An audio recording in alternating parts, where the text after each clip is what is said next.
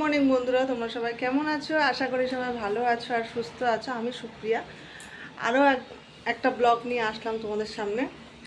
তো আজকে শনিবার, যেহেতু মেয়ের আজকে ছুটির দিন স্কুলে, ওই জন্য আজকে আমার উঠতে উঠতে একটু বেলা হয়েছে। শনি রোববার ছুটি থাকলে আমি একটু বেলা করেই উঠি।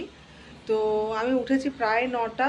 তো 9টার সময় উঠে চা খেয়ে তারপরে মেয়ের জন্য একটু ভাত বসিয়েছিলাম। আর তোমার আগের দিনে একটু ভাত ছিল, ওটা আর ওকে দিইনি, টাটকা ভাত করে দিয়েছি। তো ওকে ভাত দিয়ে, ওকে ঘি দিয়ে পাঁপড় দিয়ে ভাত দিলাম, ও ভাত খেলো। আমি এখনও টিফিন কিছু করিনি, ভাবছি গোলা রুটি করবো। তো আর সবজি টবজি সব কাটা হয়ে গেছে, যা যা রান্না করব সেগুলো সব কেটে কুটে সব কমপ্লিট করে এসেছি।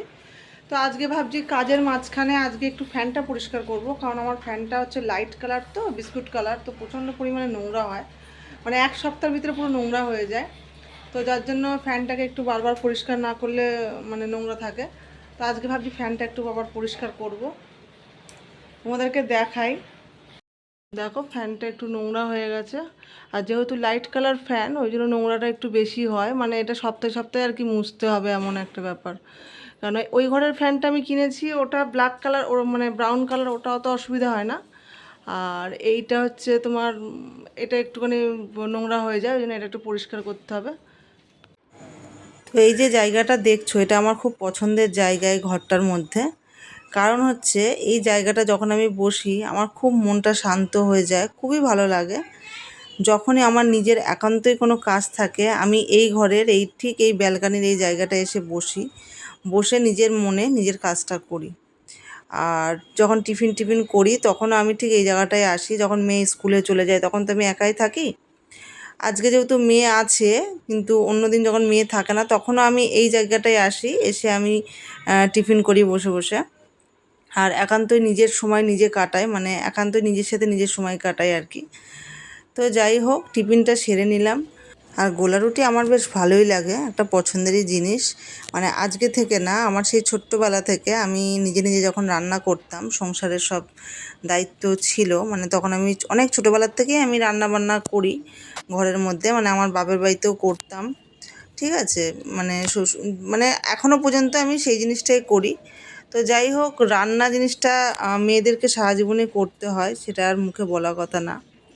তো যাই হোক, খাওয়া দাওয়ার পরে আমি চুলটা আঁচড়াতে চলে এসেছিলাম। তো চুলটা আমার কি হয়, চুলটা যেহেতু রাত্রে বেঁধে শুই, সকালবেলায় উঠে আমার এতটা মানে মেয়ের যখন স্কুল থাকে একদম সময় থাকে না। তো যার জন্য আমি চুলটা খুলতে পারি না, সকালবেলা উঠে আঁচড়াতে পারি না। তো খাওয়া দাওয়ার পরে আমি চুলটা আগে আঁচড়ে একটু উঁচু করে বেঁধে নিই, কারণ আমার গরমের মধ্যে এত গরম লাগে, সে চুলটা মানে এলোমেলো হয়ে থাকলে খুব গরম লাগে, যার জন্য আমি কাজও ঠিকঠাক করে করতে পারি না। তো কিছুদিন আগে পর্যন্ত আমার এই চুল নিয়ে প্রচণ্ড পরিমাণে টেনশান ছিল। ঠিক আছে, তো কারণ আমার চুল প্রচণ্ড পরিমাণে উঠছিল, যেহেতু আমার থাইরয়েড আছে, অনেক রকম কিছু প্রবলেম শরীরে টুকটাক আছে, তো যার জন্য আমার চুলটা খুবই উঠছিল। ঠিক আছে, চুলটা উঠছিল। এখন আমি একটা মানে প্রোডাক্ট ইউজ করে আমার মানে খুব ভালো ফল পেয়েছি হেয়ারের দিক থেকে। তো যাই হোক, আমি সেটা পরে তোমাদের সাথে শেয়ার করব যে কি মেখে আমার চুলটা একটু মানে ঠিকঠাক হলো।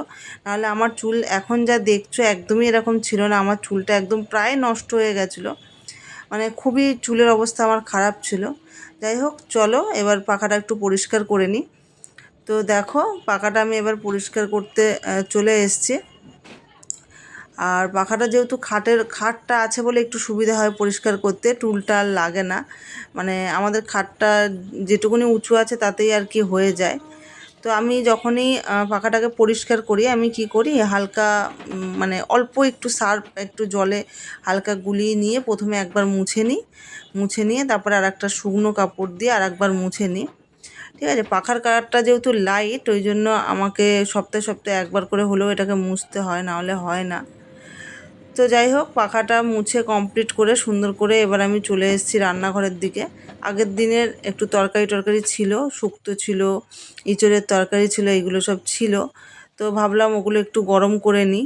ঠিক আছে, ঘড়ির কাঁটাতে এখন প্রায় 12:30 বাজে। তো আমি ওগুলোই আর কি রেডি করছিলাম, যে ওগুলো গরম করব বলে। তো আমার এই যে মানে জায়গাটা দেখছো, এই জায়গাটা আমার কাছে সত্যি খুব প্রিয়। কারণ হচ্ছে আমি রান্না করতে খুবই ভালোবাসি, রান্নাঘরটাও আমি খুব ভালোবাসি। শুধু রান্নাঘর বলে না, আমার সংসারের প্রত্যেকটা জিনিসই আমার খুব প্রিয় হয়। কারণ আমি বরাবরই ছোটোবেলা থেকে সংসার জিনিসটা খুবই ভালোবাসি, খুবই ভালোবাসি। মানে আমার খুব কাছের মানে এই সংসার। হয়তো কষ্ট হয় যখন কাজ করি, সব কিছু হুড়োতাড়া করে সব কিছু করি, সংসারে কষ্ট হয় ঠিকই, কিন্তু কষ্ট হলেও এই জায়গাটা আমার সবথেকে কাছের জায়গা। মানে আমি নিজের ঘর, যার জন্য এই জায়গাটা আমার কাছে খুব শান্তির। তো যাই হোক, আমার তরকারি গরম হয়ে গেছে। আজকের ভিডিওটা আর বেশি বড় করব না বন্ধুরা। তোমরা সবাই সাথে থেকো, পাশে থেকো। আর আমার ভিডিও ভালো লাগলে অবশ্যই লাইক, কমেন্ট, শেয়ার করো। আর কমেন্টে বলো আমার ভিডিও তোমাদের কীরকম লাগছে বা কীরকম ভিডিও তোমরা দেখতে চাও। চলো আজকের মতো টাটা।